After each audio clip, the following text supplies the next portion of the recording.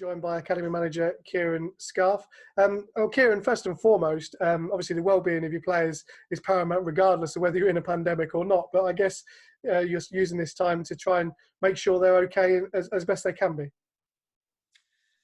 Absolutely. It is always the most important thing, their welfare. Like you're saying, it becomes a bit more difficult to sort of track that when you don't see them every day and you can't have conversations with them every day.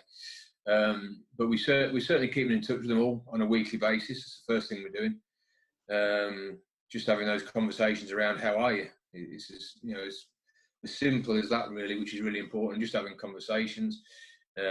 Boredom is the common word that's used, but certainly from the youth team's perspective, all the families are well, which is by far the most important thing. The players have got programs that we set and before just as we sort of shut down, if you like, so they keep themselves active, and that's really important to me in terms of not so much the intensity they're working out, but the fact that they're just getting out of bed, getting some fresh air, and they've got something to focus on and do. I think that's really, really important.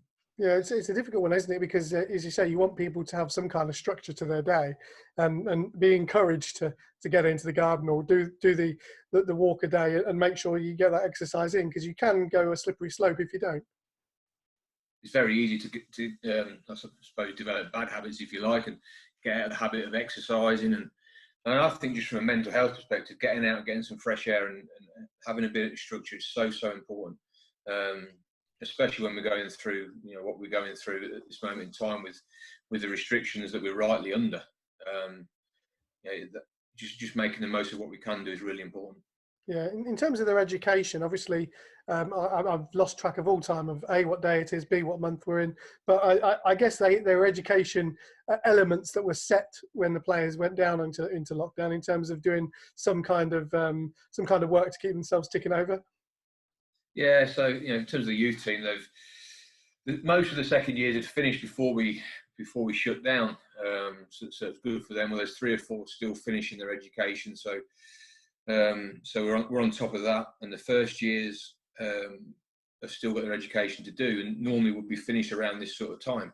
But the plan is that we keep that going now. Again, it gives them a focus. For some of them, certainly it's not the most exciting thing they look forward to, but it gives them a bit of a focus. It's something that has to be completed, something that's very, very important. And the knock-on effect of that is just thinking, whilst we're in lockdown, whilst we're not at the club, more they can get done, and less they've got to do next year, which means when we do go back, they'll be able to train more than they normally do. Yeah, it's almost like a throwback to when you had a ball and a wall, and that's pretty much what you did. You were in the street kicking the ball against the wall, working on your touch. I guess simple things, but if you've got a garden and you've got a wall, then you can work on certain things in your garden. Absolutely, and to be fair, some of their younger players have been showing just that, how creative they've been. Some of the staff have been setting them challenges. Matty Dye has been, obviously with your help, has been setting them challenges, recreating goals recently. And some of the creativity, some of the support from parents, like I say, just using the space in the garden, it's some outstanding results, to be fair. In terms of fixtures, obviously your academy games have sort of been ended. I guess that came as no real shock at that level. No shock at all. The only shock was it took so long to come to that decision. I'll be totally honest. There's no pressure on academy games in terms of league tables and promotions and relegations, etc. None whatsoever. I'll say the only shock is it took so long. But I think, to be fair to the Football League, the Premier League, there's so much going on. Trying to make sure everything's joined up, and it's definitely the right decision. There's no doubt about that. Yeah, I suppose it's really difficult when you're looking at the future, because obviously you just released certain scholars just before I think this happened, didn't you? In terms of where their futures were at. But I guess you have to take everything into account when you're planning 12 months, 18, 24 months ahead. It's how do you do that? Yeah, we do. I mean, obviously the players have obviously lost, a chunk of time in their development. And certainly in terms of the younger players, the Football League have put something in place for this season where we can, any players where we might have been thinking, we might have been looking to release them, they're saying that you can offer them a 12-week extension.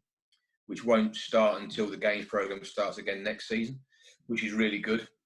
So it'll give a good chunk bit of time back really to those players, where we want to see a little bit more in their development.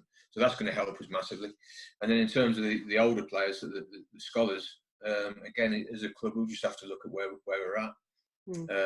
We do look at their development longer term anyway. We do well with their younger players in terms of how many have come through again this year, and I'm sure that will continue. Yeah, and we'll just need to take into account that this chunk of time that they've missed, and whether we feel that's made a real difference. Yeah, I guess that's the thing, isn't it? It's just being reactive to the situation, because no one knows from day to day really what's occurring. So you have to kind of roll with the punches a little bit in terms of, can you do this, can you do that, depending on what's required.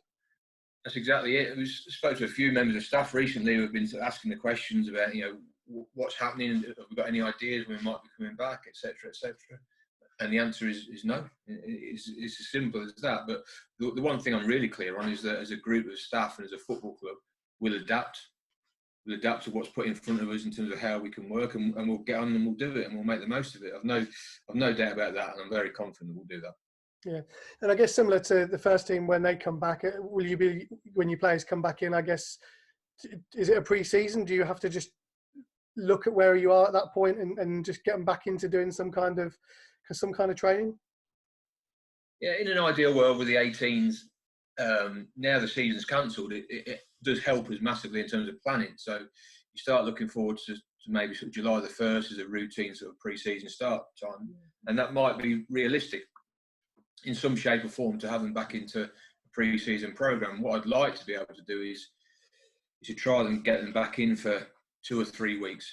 Myself and Matty Evans have had this conversation. To get them back in for 2 or 3 weeks before then would be great, just to get them back together, just to get some physical work into them, would be really good. But we'll be led on sort of government directives in terms of whether that's a viable thing to do or not.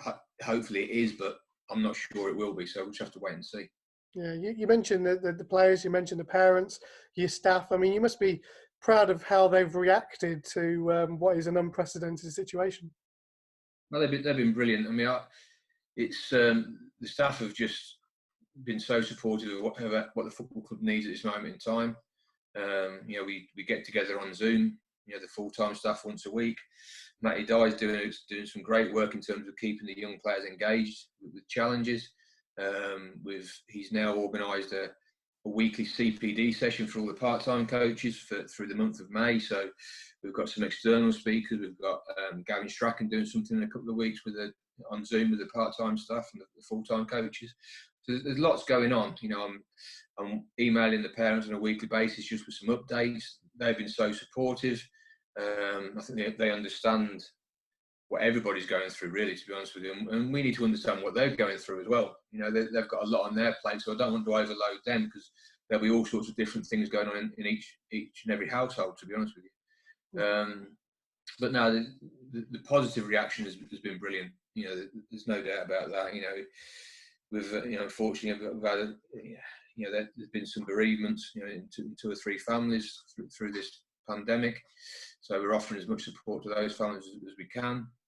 And like everybody, we're just looking forward to getting back to that sort of sense of normality, but only when it's safe to do so.